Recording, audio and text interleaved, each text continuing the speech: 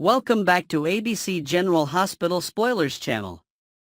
Today, we will delve into the shadowy world of espionage and tangled relationships as Jocelyn Jacks embarks on a life-changing journey in Port Charles.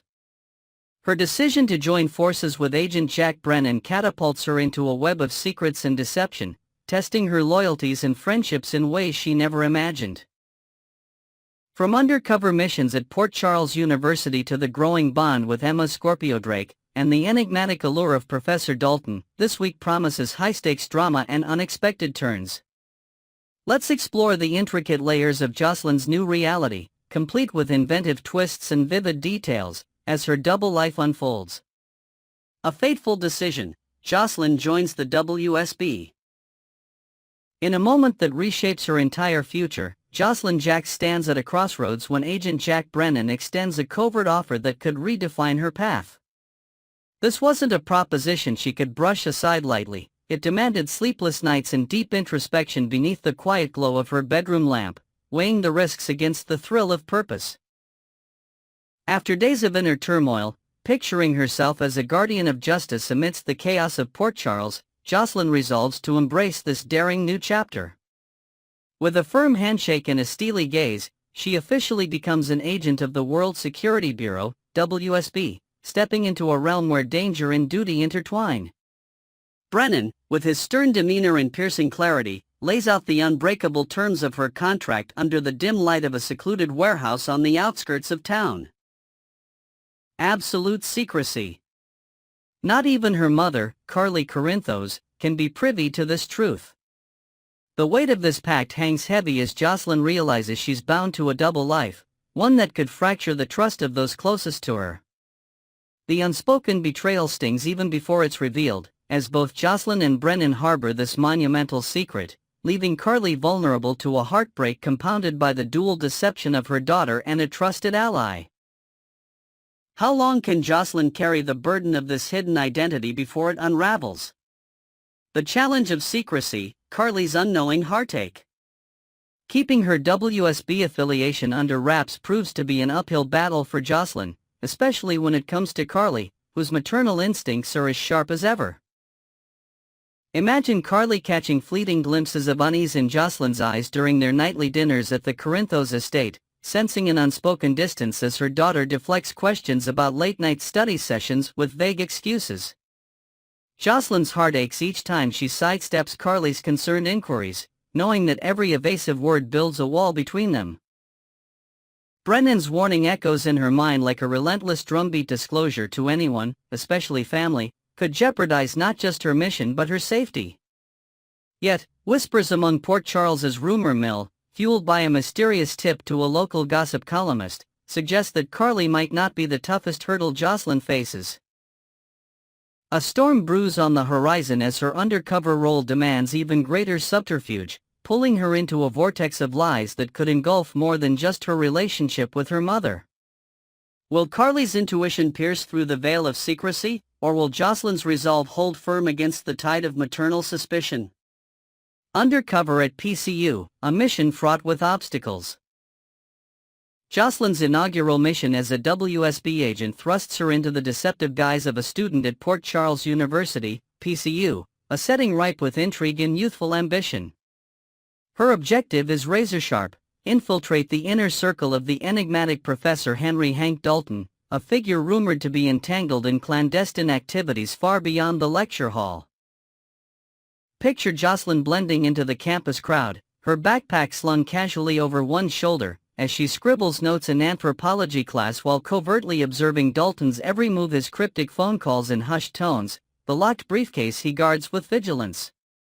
But her path is obstructed by an unexpected rival, Emma Scorpio Drake, whose presence complicates the delicate balance of friendship and duty. Initially, their interactions bristle with competitive tension, each vying for Dalton's attention to secure a coveted summer position on his research team. Yet, as days pass, shared late-night study sessions in the university library, surrounded by towering stacks of dusty tomes, soften their rivalry into a budding camaraderie. Jocelyn finds herself valuing Emma's sharp wit and genuine warmth, making the weight of her deception heavier with each passing smile. How can she continue to masquerade as a mere student while harboring such a monumental secret? A friendship tested, the thumb drive incident. The burgeoning friendship between Jocelyn and Emma faces a critical test when a pivotal incident threatens to unravel Jocelyn's carefully constructed facade. In a daring move to gain the upper hand, Jocelyn covertly swaps Emma's thumb drive containing crucial data for Dalton's project with a corrupted duplicate during a chaotic moment at the campus pool. Imagine Emma emerging from a refreshing swim, her hair dripping with chlorinated water, only to discover her precious device missing from her gym bag. Panic flashes in her eyes as she frantically searches the locker room, unaware of Jocelyn's internal turmoil just a few feet away, the pilfered drive burning a hole in her pocket. Desperate for answers, Emma turns to Jocelyn, her newfound confidant, pleading for help in tracking down the lost item. The scene unfolds under the harsh fluorescent lights of the student lounge, where Jocelyn's heart races as she feigns innocence, offering hollow reassurances while grappling with the urge to confess. General Hospital previews hint at Emma's growing suspicion, sparked by a stray comment from a classmate who saw Jocelyn near the lockers. How long can Jocelyn deflect Emma's probing questions before the truth claws its way to the surface, potentially shattering their fragile trust? Competing for Dalton more than just a job? The race for the summer position with Professor Dalton intensifies, transforming into a battleground where professional ambition and personal stakes collide for Jocelyn and Emma. Both young women throw themselves into the competition with fervor, attending every extra seminar Dalton hosts in the university's ancient auditorium, hoping to impress with insightful questions about obscure historical artifacts. But whispers around campus, fueled by late-night dorm gossip, suggest that their rivalry might extend beyond academics. Could there be an undercurrent of rivalry for Dalton's personal attention, given his charismatic charm and the enigmatic aura that draws students like moths to a flame? Picture a charged moment at a faculty mixer, where Dalton, with his silver-streaked hair and piercing gaze, compliments Emma's analytical prowess while Jocelyn watches from across the room, her mission-driven focus tinged with a flicker of jealousy. Jocelyn's insider knowledge, courtesy of Brennan's dossier on Dalton's rumored illicit dealings perhaps involving smuggled relics tied to international crime, gives her a strategic edge, yet it also burdens her with guilt as she manipulates situations to outshine Emma. Will their competition fracture their budding friendship, or will an unforeseen twist, like discovering Dalton's darker motives, force them to unite? The temptation to confide, will Jocelyn break her oath? As the pressure mounts, Jocelyn wrestles with an overwhelming temptation to unburden herself to Emma, the one person who might understand the weight of sticky situations born from loyalty and lies. Envision a quiet evening on the university quad, the two sitting on a weathered bench beneath a sprawling oak tree, fireflies flickering in the dusk as Emma vents about the missing thumb drive and her fears of losing Dalton's favor. Jocelyn's fingers twitch with the urge to spill everything: her WSB allegiance, the undercover mission, the stolen drive, knowing that such a confession could either forge an unbreakable bond or destroy everything she's worked for. Brennan's stern warning looms like a specter, reminding her of the global consequences tied to her silence, yet Emma's trusting gaze chips away at her resolve. Rumors circulating among Port Charles insiders hint that Jocelyn might risk blowing her cover, perhaps letting slip a coded phrase during a heated moment that Emma, with her keen intuition, begins to decipher. Will Jocelyn succumb to the need for honesty, confiding in Emma about her role as an intelligence agent, or will she bury the truth deeper, risking alienation for the sake of her mission? Next, we will immerse ourselves in the whirlwind of drama sweeping through Port Charles during the week of Monday, May 5th to Friday, May 9th. This week is packed with perilous predicaments, heartfelt confrontations, and unexpected alliances that promise to keep viewers on the edge of their seats. From Cody Bell's heroic interventions to Jason Morgan's stern guidance, and from tense encounters between Sasha and Willow to mysterious offers from shadowy figures, the residents of this small town face challenges that test their resolve and relationships. Join us as we explore these captivating storylines with fresh perspectives, inventive details, and expanded narratives that breathe new life into the unfolding drama. Monday, May 5th, Danger and Deception unfold. The week kicks off with a surge of adrenaline as Cody Bell finds himself in the midst of a precarious situation on the rugged outskirts of Port Charles. Picture Cody trekking through the dense woods near the old mill, the air thick with the scent of pine, when he stumbles upon a heated altercation between two shadowy figures, one wielding a glinting blade under the pale morning light. True to his protective nature, Cody's instincts kick in, and he dives headfirst into the fray, likely saving a distraught stranger caught in a smuggling deal gone wrong. Meanwhile, across town, Nina Reeves watches her meticulously crafted scheme to drive a wedge between Willow Corinthos and Drew Cain crumble spectacularly. In a plush corner of the Metro Court lounge, Nina had planted seeds of doubt through a staged conversation overheard by Willow, but an unexpected witness, a chatty barista with a knack for gossip, intervenes, unraveling her plot with an innocent remark. At the same time, Carly Spencer lends a compassionate ear to Lulu Spencer at Kelly's Diner, their coffee cups steaming as Carly offers sage advice about navigating family secrets amidst the clatter of dishes. Down at the windswept beach, Jocelyn Jacks battles a wave of guilt after spotting Danny Morgan while his companion, Rocco Falconeri, lies passed out on the sand, a victim of youthful excess under the fading twilight. Her internal struggle deepens as she wrestles with whether to intervene, while later, Dante Falconeri's fury erupts like a storm when he learns of the incident, his voice booming through the precinct as he demands answers about his son's recklessness. Tuesday, May 6th. Apologies and revelations surface. As Tuesday dawns, the aftermath of the beach debacle lingers, with Rocco Falconeri mustering the courage to offer a sincere apology during a tense family meeting in the Falconeri living room, the weight of his father's disappointment palpable in the air. Elsewhere, Alexis Davis finds herself under intense scrutiny at the courthouse, her past decisions dissected by a relentless legal opponent who unearths a forgotten case file from years ago, placing her squarely in the hot seat.